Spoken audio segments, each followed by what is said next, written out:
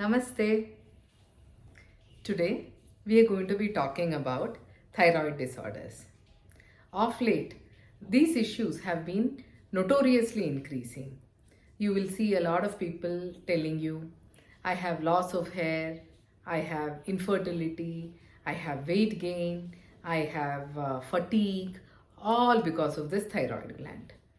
Is this the thyroid gland that is really creating the havoc? Let us see. So, what is this thyroid gland? It is a small butterfly shaped endocrine gland which is located in the anterior aspect of your neck. So, it is located literally here. This part is your thyroid gland. So, thyroid gland disorders could be categorized into two types. One would be anatomical issues or some structural anomalies. So, when you see a mass here, it is called a thyroid mass or a goiter. So, these are the structural issues of the thyroid gland.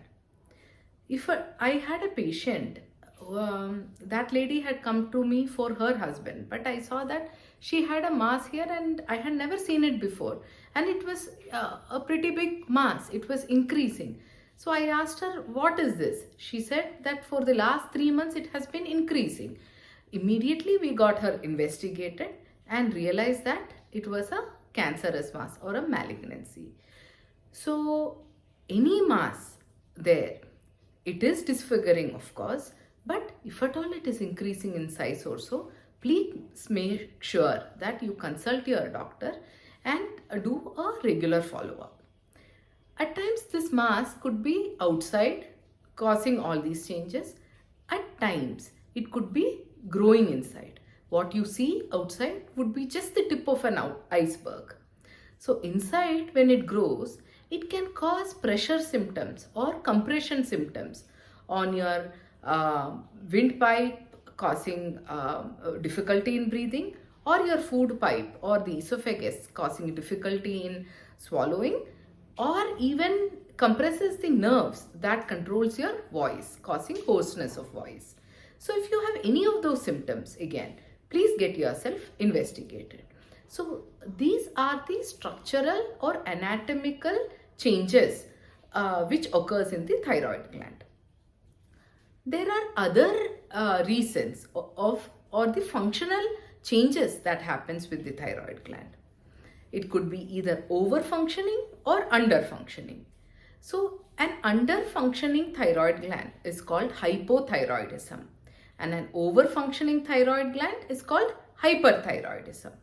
So what is this hypothyroidism? How does somebody present?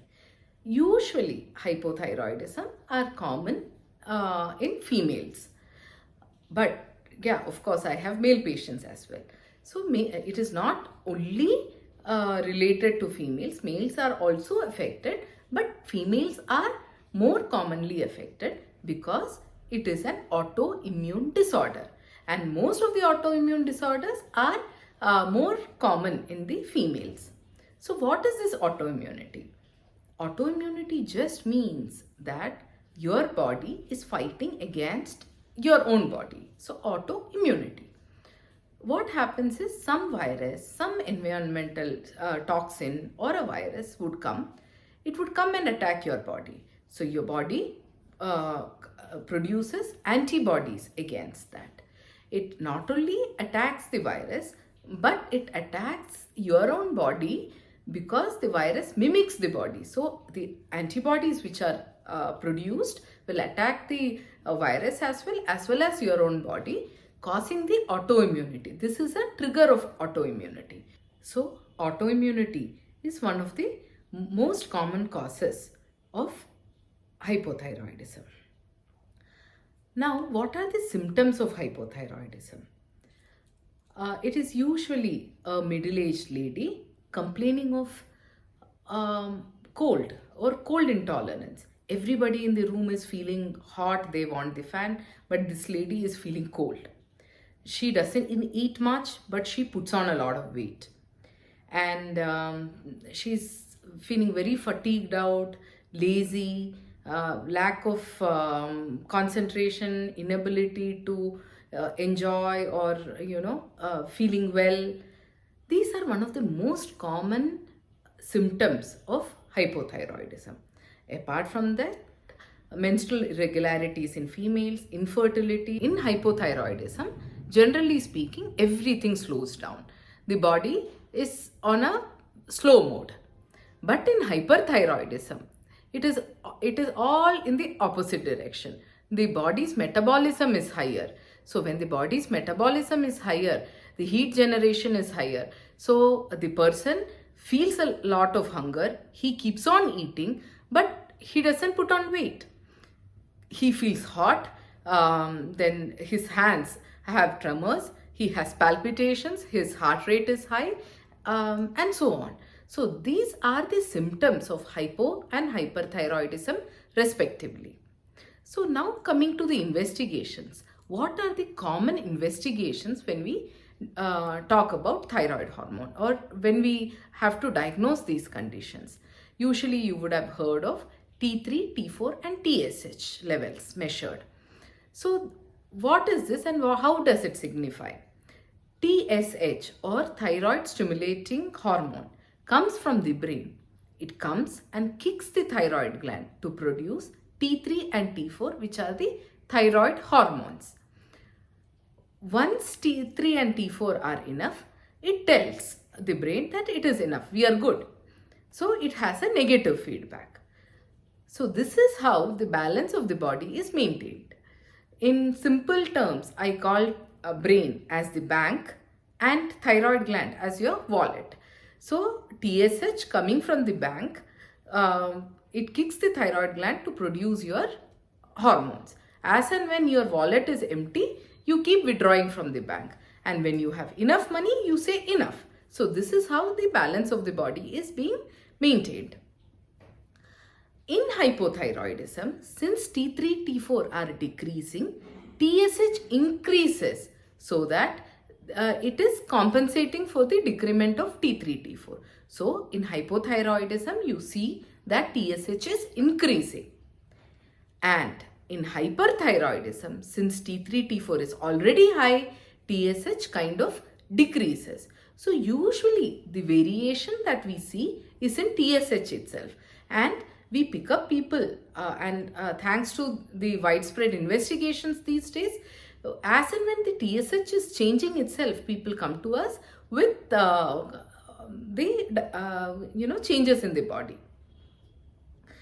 Essentially, we do not see T3, T4 going down. Before that itself, we diagnose people with just the increment in the TSH levels.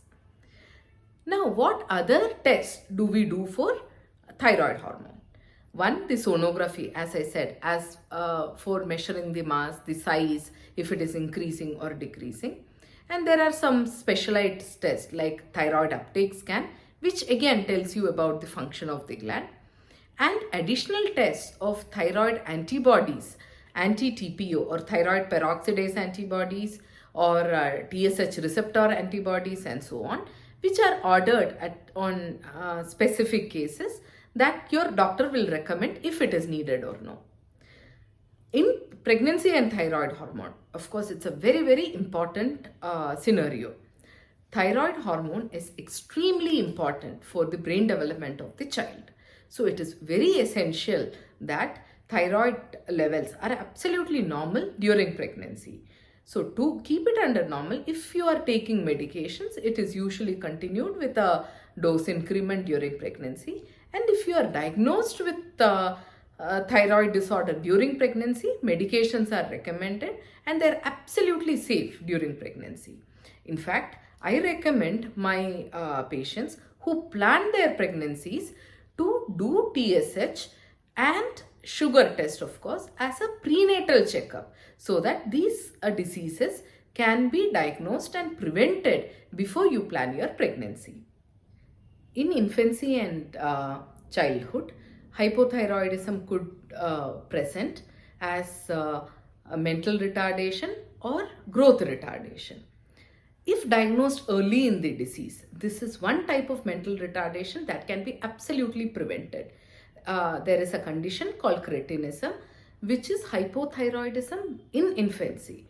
So it has to be diagnosed early in the disease and treated immediately so that the brain development of the child is absolutely normal. And in childhood, again, hypothyroidism can present as stunted growth or mental retardation or mental slowing in academics and things like that. Please make sure that you test your child for hypothyroidism and start treatment accordingly, because it is absolutely important and safe. In a recent interview given to Aaj Ka Anand and Sandhyanand newspaper, I have addressed most of the commonly asked questions about thyroid disorders. I am attaching it in the description box. You may please go through it. It is in Hindi and Marathi. I hope you will find it helpful. Take care, stay fit, stay healthy.